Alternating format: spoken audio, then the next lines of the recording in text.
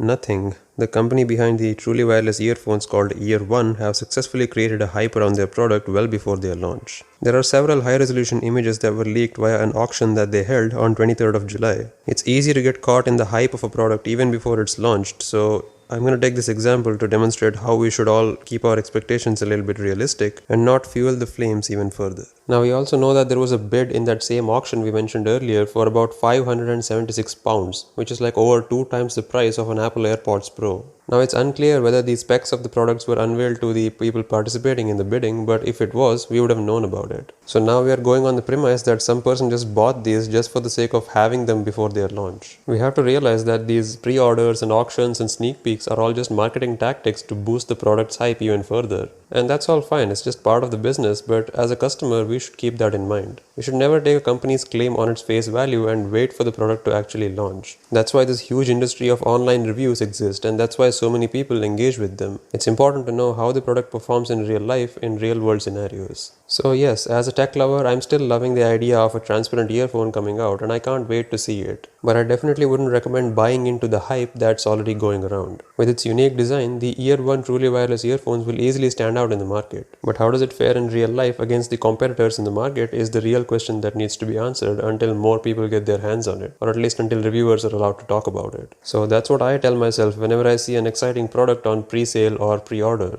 I search for information on it online and search for real experiences that people have had. If there aren't any, or if there isn't any solid proof of it working in real life and being a valuable thing to buy, I usually hold off on a buying decision until retail units are available.